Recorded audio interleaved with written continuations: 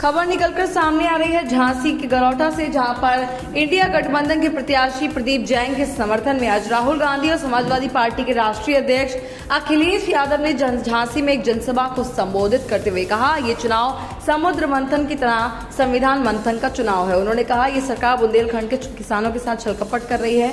महंगाई की मार से किसान परेशान। राहुल गांधी ने भाजपा सरकार और आरएसएस पर निशाना साधते हुए कहा, ये लोग संविधान को खत्म कर रहे हैं। वहीं इंडिया गठबंधन ने बीजेपी पर जमकर निशाना साधा। गरौटा से रिंकू यादव की रिपोर्ट। तमाशा दिखाया वो जीरो, और बुंदेलखंड का किसान और प्रदेश के किसानों से ज़्यादा तकलीफ और परेशानी में उसको जो राहत मदद मिलनी चाहिए थी वो नहीं मिली, उसको धोखा मिला। इनकी हर बात झूठी है, वादे झूठे हैं, महंगाई बढ़ी है, हर चीज़ की कीमत बढ़ गई है।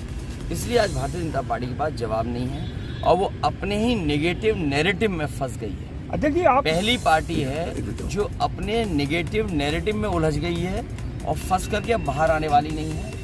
जो मन की बात करते थे, जो आत्मतुष्टिकरण में प्रसन्न रहते हैं, मन मर्जी से काम करते हैं, उन्हें संविधान की बात सुननी होगी और संविधान की बात से ही बात बनेगी और वही संविधान हमें आपको सम्मान, हमें आपको अपना अधिकार देने का काम करेगा। झांसी में भारतीय जनता पार्टी की विदाई की झांकी तैयार हो रही है। ठीक अध्यक्ष जी, आप लॉ एंड ऑर्डर पे अध्यक्ष जी, आप मुख्य धड़ा हैं गठबंधन के। आपसे दो क्वेश्चन है हमारे। पहला क्वेश्चन ये है कि पिछले 10 साल से बीजेपी के लोग सारे मंचों से कहते आए हैं कि जो भारत के भगोड़े हैं, पैसा भारत के बैंकों का लेके विदेश भागे हैं, उनको हम लेके आएंगे, लेकिन वो लाने में सफल नहीं हुए। सीमा पे सुरक्षा बढ़ाइए, तो 4 जून के गठबंधन की बाद सरकार बीजेपी बनती वाले है, भी भागेंगे, इसलिए सीमा तो पर सुरक्षा बढ़ाइए। और ये भगोड़ों को सीमा पर सुरक्षा बढ़ाइए, 4 जून के बाद। एक सवाल अखिलेश जी, पोलिंग के दौरान मुस्लिम महिलाओं को बुर्का उठा के उनकी पहचान चेक की है। इसीलिए मैंने कहा बीजेपी का जो नेगेटिव नैरेटिव है, जो उनके नकारात्मक राजनीति है, नकारात्मक नफरत भरी राजनीति, और याद कीजिए हजारों साल पुरानी कहावत है, जो दूसरों के लिए गड्ढा खोदते हैं वो अंतोगत्वा उस गड्ढे में गिरते हैं। इसलिए इनकी बातें, इनकी कहानी कोई सुनना नहीं चाहता। बीजेपी का हर डायलॉग अब घिसा पिटा दिखाई दे रहा है।